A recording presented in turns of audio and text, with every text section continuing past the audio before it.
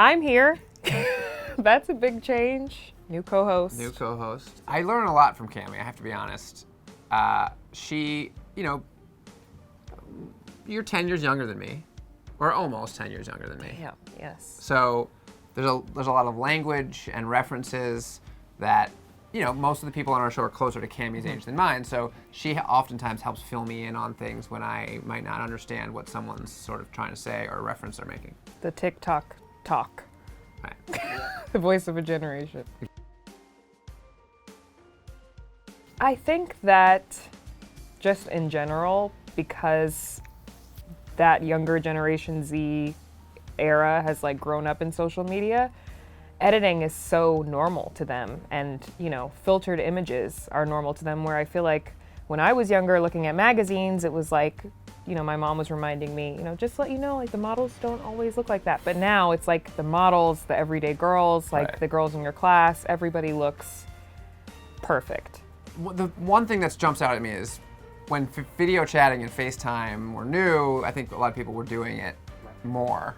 But now, weirdly, young people don't seem to want to FaceTime. Even if they can, they prefer kind of not to, because it's less, it feels almost too human and face-to-face and awkward. They prefer the safety of texting because they can think and they can make a joke and they can take their time. Yeah. Or going live has replaced actual FaceTime video chatting with one person. It's oh, I saw them on their live. Yeah. That's enough reason to think People that are they're getting real. lazier. I think because it's an experience so many people share. When you talk to someone, either they've been in a relationship with someone who they found out was lying to them, or they've met someone on a dating profile or platform that they found out was not who they said they were, or a friend of their, catfishing touches pretty much everyone in some way. And I think that's why people want to talk about it, because everyone's got their own story to tell. I think it's terrifying. I've never done it, so I don't even necessarily think there's much of a difference between online. I mean, I think dating now just includes the internet. Terrifying.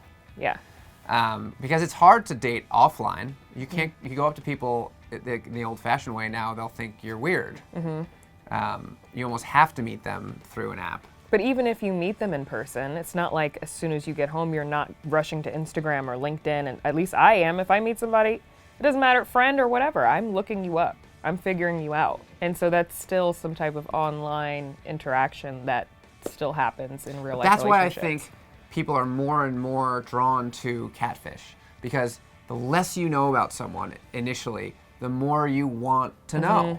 And when you can get everything about someone right off of a quick Google search or their Instagram page and see the last 5 years and every vacation and all their friends and all that, it's boring.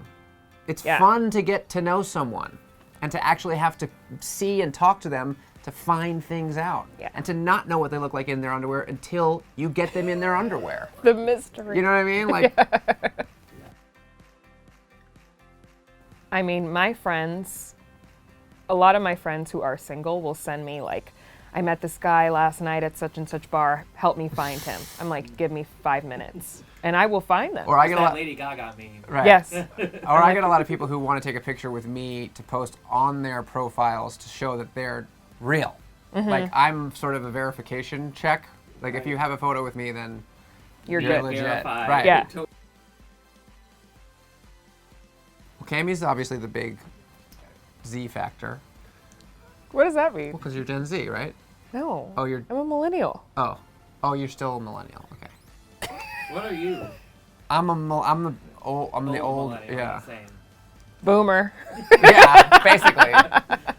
What's different about season 8? Well, the obvious theme of season 8 is, rather than occasionally putting in an episode where someone writes in for their friend or family member, the whole season is dedicated to people who maybe did or didn't think they were getting catfished, but certainly would not have written in.